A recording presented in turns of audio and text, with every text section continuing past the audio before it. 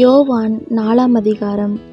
யோவானை பார்க்கிலும் இயேசு அநேகம் பேரை சீஷராக்கி ஞானஸ்நானம் கொடுக்கிறார் என்று பரிசேயர் கேள்விப்பட்டதாக கர்த்தர் அறிந்தபோது, யூதேயாவை விட்டு மறுபடியும் கலிலேயாவுக்கு போனார். இயேசு தாமே ஞானஸ்நானம் கொடுக்கவில்லை, அவருடைய சீஷர்கள் கொடுத்தார்கள். அவர் சமாரியா நாட்டின் வழியாய் போக வேண்டியதாயிருந்தபடியால் யாக்கோப்பு தன் குமாரனாகிய யோசேப்புக்கு கொடுத்த நிலத்துக்கு அருகே இருந்த சமாரியாவிலுள்ள சீகார் என்னப்பட்ட ஊருக்கு வந்தார். அங்கே யாக்கோப்புடைய கிணறு இருந்தது. இயேசு பிரயாணத்தினால் இளைப்படைந்தவராய் அந்த கிணற்றின் அருகே உட்கார்ந்தார். அப்பொழுது ஏறக்குறைய 6ஆம் மணி வேளையாயிருந்தது. அவருடைய சீஷர்கள் போஜன பதார்த்தங்களை கொள்ளும்படி ஊருக்குள்ளே போயிருந்தார்கள். அப்பொழுது சமாரியா நாட்டாளாகிய ஒரு ஸ்திரீ தண்ணீர் மொள்ள வந்தாள். இயேசு அவளை நோக்கி, தாகத்துக்கு தா என்றார். யூதர்கள் சமாரியருடனே சம்பந்தம் கலவாதவர்களானபடியினால் சமாரியா ஸ்திரீ அவரை நோக்கி, நீர் யூதனாயிருக்க சமாரியா ஸ்திரீயாகிய என்னிடத்தில் தாகத்துக்கு தா என்று எப்படி கேட்கலாம் என்றாள்.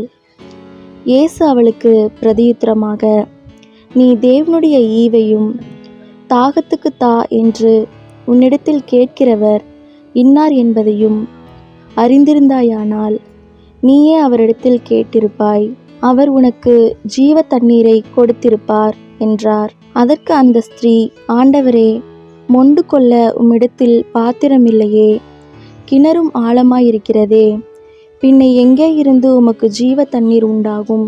இந்த கிணற்றை எங்களுக்கு தந்த நம்முடைய பிதாவாகிய யாக்கோப்பை பார்க்கிலும் நீர் பெரியவரோ?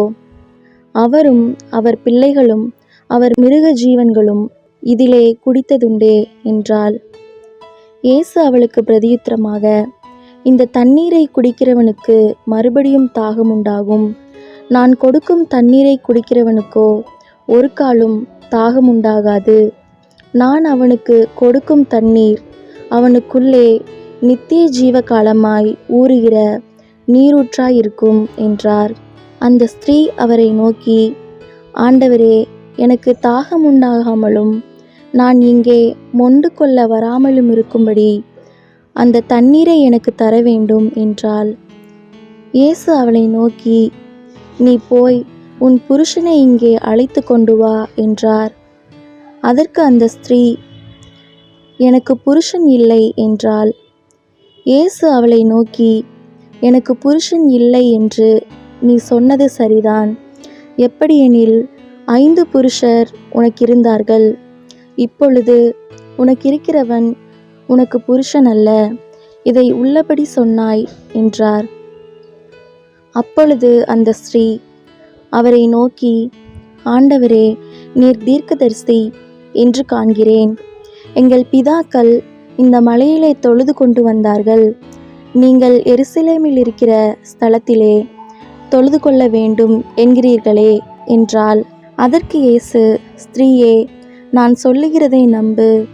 நீங்கள் இந்த மலையிலும் எருசலேமிலும் மாத்திரமல்ல, எங்கும் பிதாவை தொழுது கொள்ளும் காலம் வருகிறது. நீங்கள் அறியாததை தொழுது கொள்ளுகிறீர்கள், நாங்கள் அறிந்திருக்கிறதை தொழுது கொள்ளுகிறோம். ஏனென்றால் இரட்சிப்பு யூதர்கள் வழியாய் வருகிறது. உண்மையாய் தொழுது கொள்ளுகிறவர்கள் பிதாவை ஆவியோடும் உண்மையோடும் தொழுது கொள்ளும் காலம் வரும், அது இப்பொழுதே வந்திருக்கிறது. தம்மை தொழுது கொள்ளுகிறவர்கள் இப்படிப்பட்டவர்களாய் இருக்கும்படி பிதாவானவர் விரும்புகிறார். தேவன் ஆவியாயிருக்கிறார். அவரை தொழுது கொள்ளுகிறவர்கள் ஆவியோடும் உண்மையோடும் அவரை தொழுது கொள்ள வேண்டும் என்றார். அந்த ஸ்திரீ அவரை நோக்கி, கிறிஸ்து எனப்படுகிற மேசியா வருகிறார் என்று அறிவேன். அவர் வரும்போது எல்லாவற்றையும் நமக்கு அறிவிப்பார் என்றாள். அதற்கு இயேசு, உன்னுடனே பேசுகிற நானே அவர் என்றார். அத்தருணத்தில் அவருடைய சீஷர்கள் வந்து அவர் ஸ்திரீயுடனே பேசுகிறதை பற்றி ஆச்சரியப்பட்டார்கள். ஆகிலும் என்ன தேடுகிறீர் என்றாவது, ஏன் அவளுடனே பேசுகிறீர் என்றாவது ஒருவனும் கேட்கவில்லை. அப்பொழுது அந்த ஸ்திரீ தன் குடத்தை வைத்துவிட்டு ஊருக்குள்ளே போய் ஜனங்களை நோக்கி, நான் செய்த எல்லாவற்றையும் ஒரு மனுஷன் எனக்கு சொன்னார், அவரை வந்து பாருங்கள், அவர் கிறிஸ்துதானோ என்றாள். அப்பொழுது அவர்கள் ஊரிலிருந்து புறப்பட்டு அவரிடத்தில் வந்தார்கள். இப்படி நடக்கையில் சீஷர்கள் அவரை நோக்கி, ரபி, போஜனம் பண்ணும் என்று வேண்டிக் கொண்டார்கள்.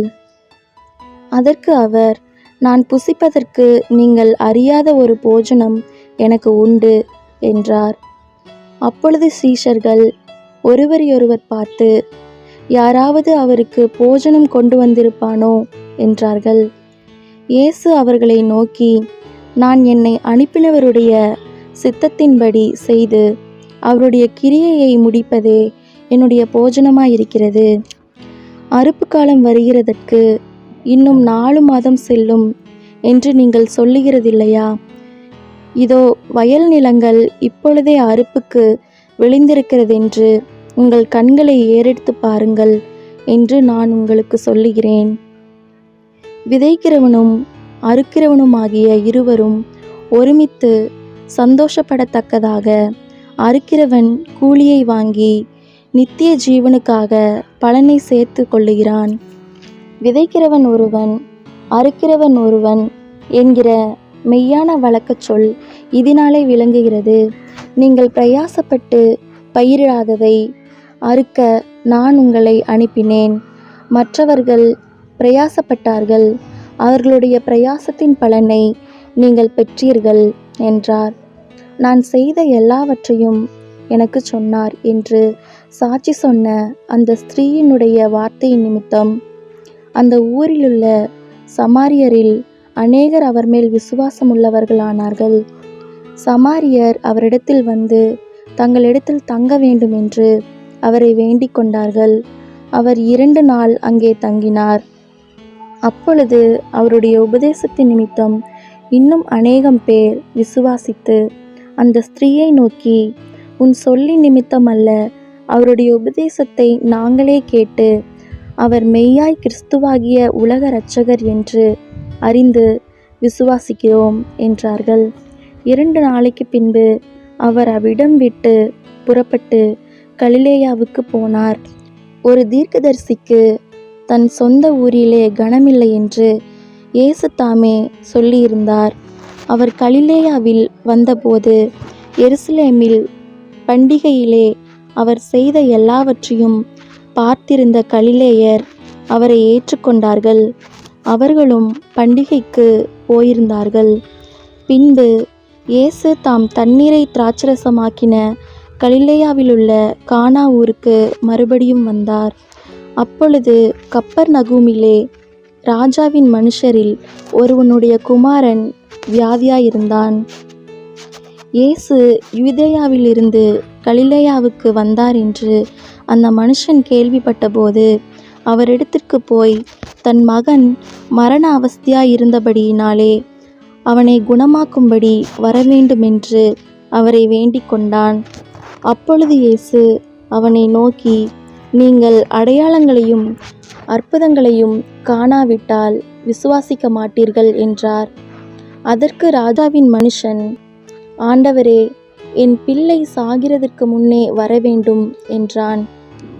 இயேசு அவனை நோக்கி, நீ போகலாம், உன் குமாரன் பிழைத்திருக்கிறான் என்றார். அந்த மனுஷன் இயேசு சொன்ன வார்த்தையை நம்பி போனான். அவன் போகையில் அவனுடைய ஊழியக்காரர் அவனுக்கு எதிர்கொண்டு வந்து, உம்முடைய குமாரன் பிழைத்திருக்கிறான் என்று அறிவித்தார்கள். அப்பொழுது எந்த மணி நேரத்தில் அவனுக்கு குணமுண்டாயிற்று என்று அவர்களிடத்தில் விசாரித்தான். அவர்கள், நேற்று 7ஆம் மணி நேரத்தில் அவனை விட்டது என்றார்கள்.